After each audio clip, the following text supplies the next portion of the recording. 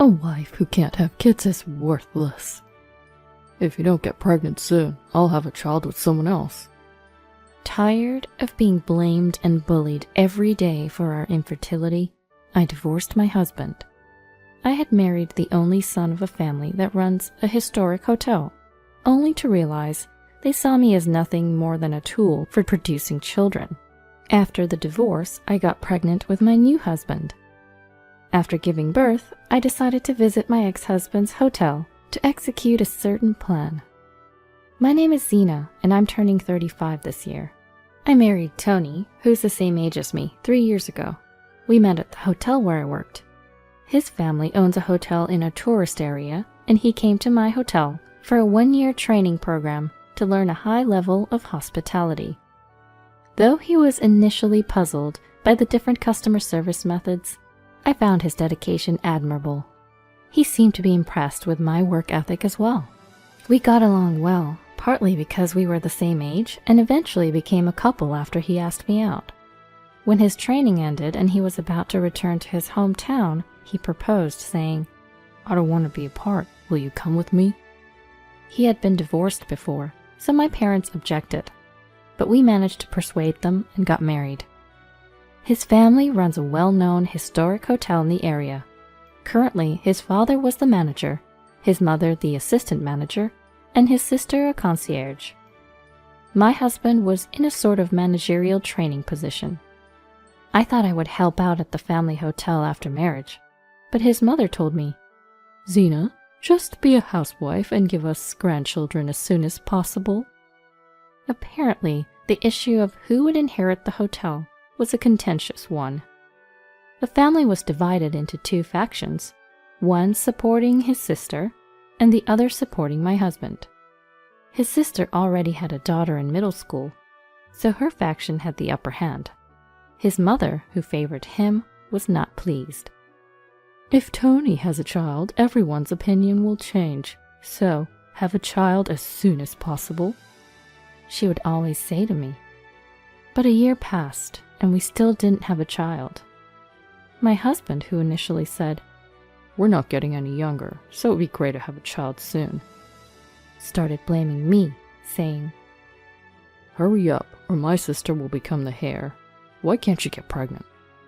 Of course, his mother would also berate me almost daily, saying, "Why haven't you had a child after a year? What do you think we made you a housewife for?" I was starting to resent being treated like a tool for my husband to become the heir by both him and his mother. One day his mother suggested, "Why don't you go get tested, Zena?" I had been wondering if either of us had a problem since we hadn't conceived after nearly 2 years of marriage, so I agreed. "I'll check with Tony and we'll go together," I said.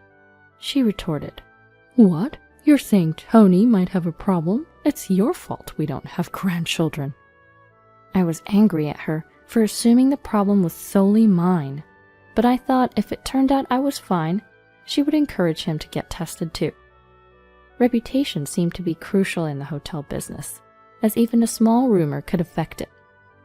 "We can't have rumors that the wife of our hotel's heir is infertile," she said. So I had to go to a big hospital in the city. It was quite a distance, so even though I left in the morning, I didn't get back until after 6 o'clock. As soon as I got home, my mother-in-law called. The timing was as if she had been watching me. "So, Zena, what did the doctor say? Did they find out what's wrong?" Her tone still suggested that the problem was with me. "No, the doctor said there's no specific cause. They think it might be due to daily fatigue, poor diet, and stress." "Fatigue? Stress? What are you talking about? You're just lounging around the house all day. Maybe you should change doctors." I wanted to shout, "Your comments are causing my stress. You're the one who sent me to a far-off hospital because you're worried about rumors." But I held back, knowing she'd just blame me again. I told my husband what the doctor said, but his reaction was the same as his mother's. "Just get pregnant already." I wanted him to get checked too, so I said, "I want you to come with me next time." "Do you think I have that kind of time? And I'm more recognizable than you. Even in the next city over, there's no guarantee I won't run into a client. Do you know how much it would affect the hotel if rumors spread that my wife is infertile? You're really causing trouble." With that, he stormed off to his room.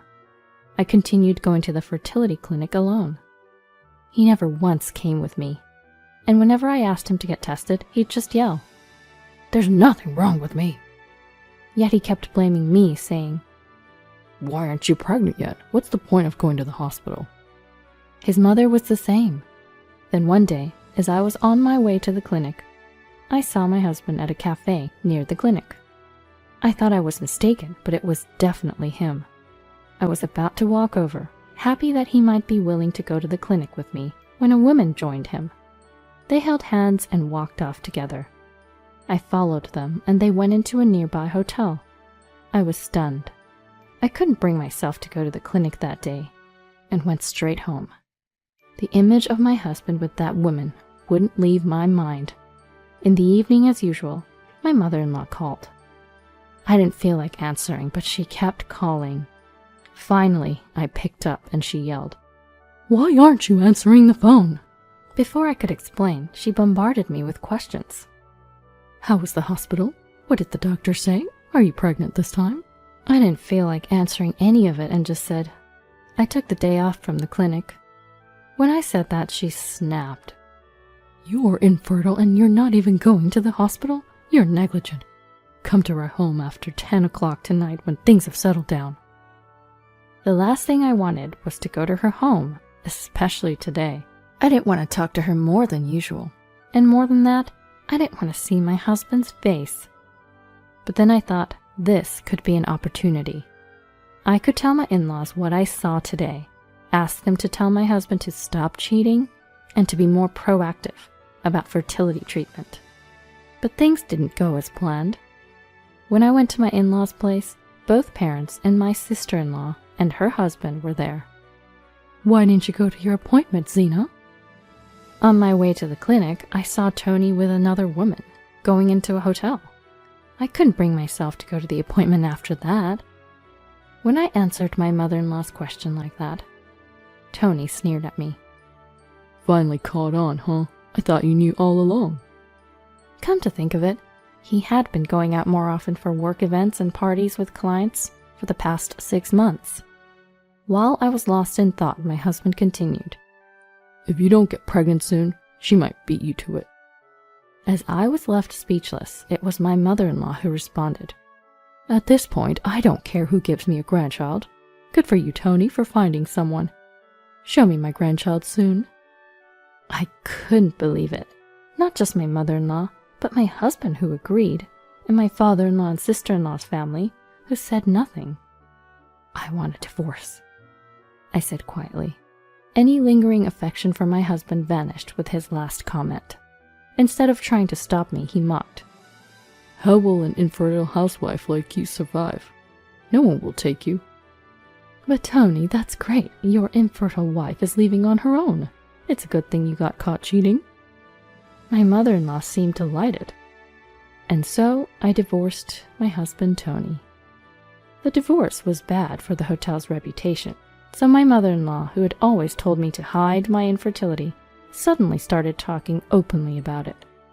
She went around telling people, "It's not good for the hotel to have an infertile wife, so we had her leave." As if I was entirely to blame, trying to justify Tony's divorce. 2 years after my divorce, I remarried. I had told my current husband that I might be infertile, but he's a very warm person who accepted me. And I got pregnant with our child. I couldn't believe it, and I went to 3 different OBGYNs, but they all confirmed that I was pregnant. I remember celebrating with my husband until morning.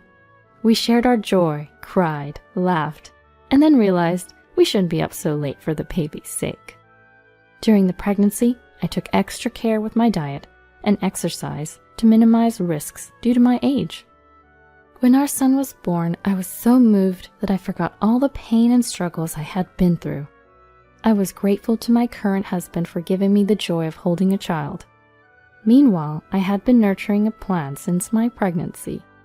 After our son's 6-month checkup, I decided to execute it.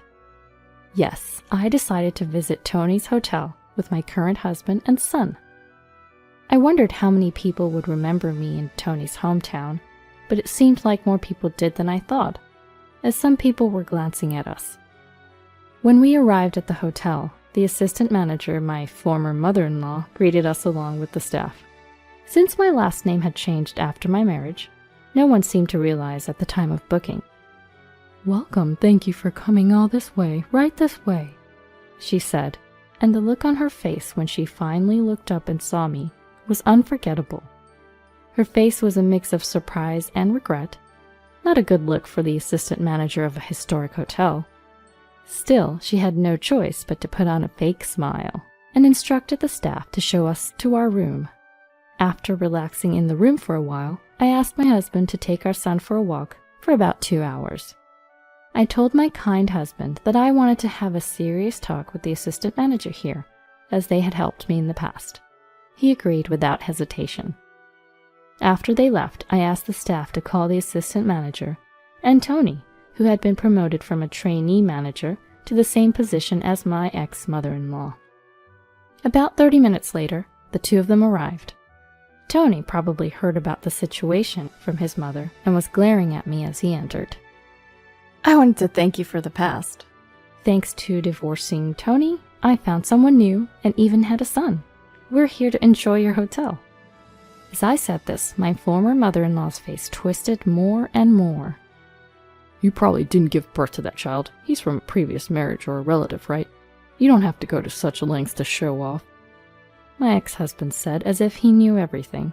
At his words, my former mother-in-law's face brightened for a moment. In response, I placed my son's birth certificate on the table. As you can see from this, he is genuinely my son. Their faces twisted at my words and the certificate. I continued without concern.